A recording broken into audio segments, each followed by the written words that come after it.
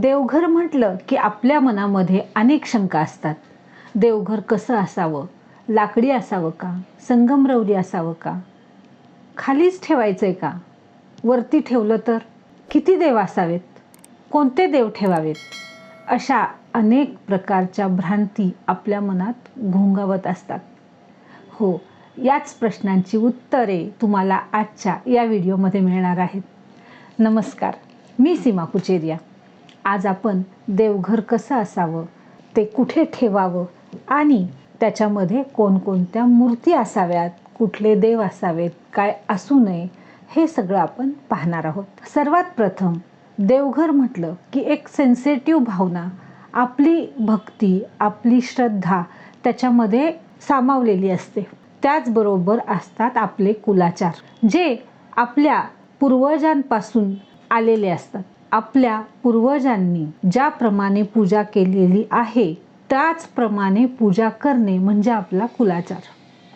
जर आपला कुलाचार आणि समाजामध्ये चाललेल्या प्रथा वेगळ्या असतील तरी कुलाचाराला जास्ती महत्त्व आहे. म्हणून देवघराबाबतीत जे आपल्या पूर्वजांनी केलेलं आहे, आपल्या आजी आजोबांनी केलेलं आहे, ते करणं हे अतिशय महत्त्वाचं आहे. त्याचबरोबर इतर गोष्टीही सांभाळणं गरजेचं आहे.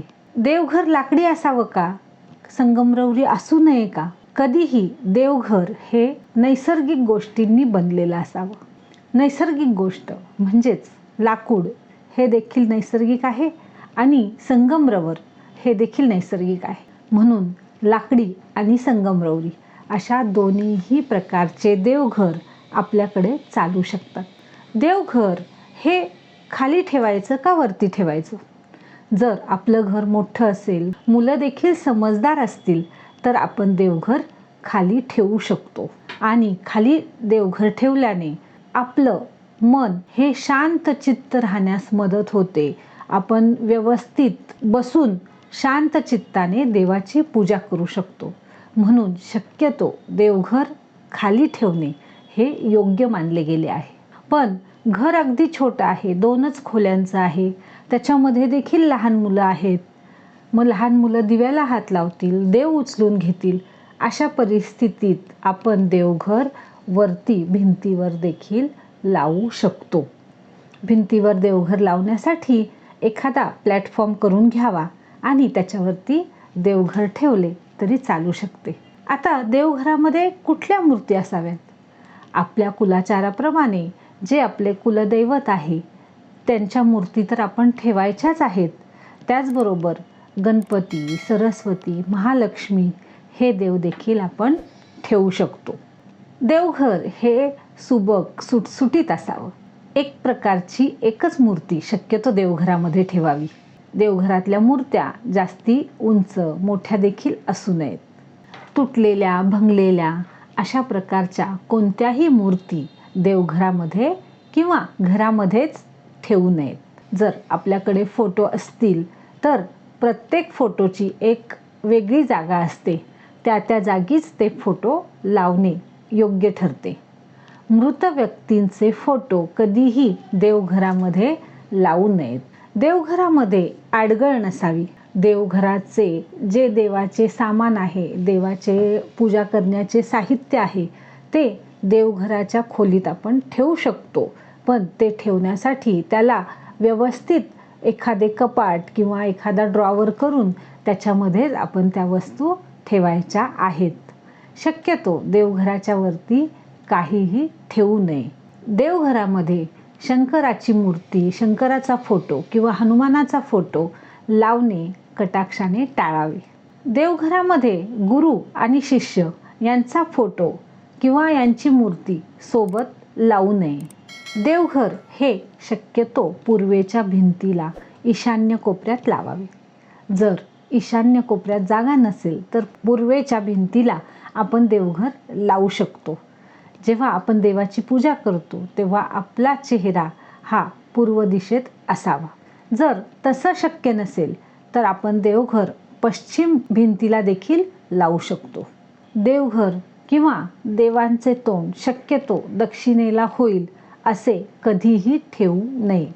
कुलदेवीचे टाक कुलदेवीची मूर्ती किंवा फोटो, इष्टदेवतेचे फोटो, लंगडा बाळकृष्ण, नंदी, नागविरहित शिवपिंड हे आपण देवघरामध्ये ठेवू शकतो. देवघर हे नेहमी सुशोभित असावे. त्याला सुंदर असे तोरण लावलेले असावे. आपण जेव्हा देवाची पूजा करतो तेव्हा आपले मन प्रसन्न होते. हे मन प्रसन्न होण्यासाठी रोज सकाळी देवघरामध्ये तुपाचा दिवा लावावा. त्याचबरोबर सुगंधित अगरबत्ती किंवा धूप स्टिकचा वापर करावा. देवघरात जेव्हा आपण पूजा करतो तेव्हा घंटानाद आणि शक्य असेल तर शंखनाद देखील करावा. यांची जी स्पंदनं आहेत ती आपल्या घरामध्ये सकारात्मक ऊर्जा प्रसारित करण्यास मदत करते. आपल्या घरात वेगवेगळी यंत्र असतात, जसे श्रीयंत्र, लक्ष्मी यंत्र, व्यापार वृद्धी यंत्र. ही यंत्र उभी करून कधीही ठेवू नये. ही यंत्र जमिनीला समांतर खाली ठेवावीत, कारण यंत्र म्हणजे देवतांचे आसन असते. काही कार्यानिमित्त किंवा कुठल्या प्रसंगी आपल्याला काही मूर्ती भेट स्वरूप येतात, किंवा आपण जर कुठल्या तीर्थक्षेत्री गेलो तर हौसेपोटी आपण देखील तिथून मूर्ती किंवा फोटो आणतो. परंतु हे मूर्ती किंवा फोटो देवघरात जर आपण ठेवले तर आपल्या देवघरातील अडचण वाढेल. म्हणून या मूर्ती, हे फोटो देवघरात ठेवणे कटाक्षाने टाळावे. अशाच विविध प्रकारची माहिती जाणून घेण्यासाठी माझे यूट्यूब चॅनल सबस्क्राईब करा. हा व्हिडिओ आवडला असेल तर लाईक आणि शेअर करायला विसरू नका. आपले जीवन सुख, समृद्धी, आरोग्य आणि आनंदाने भरलेले राहो. धन्यवाद.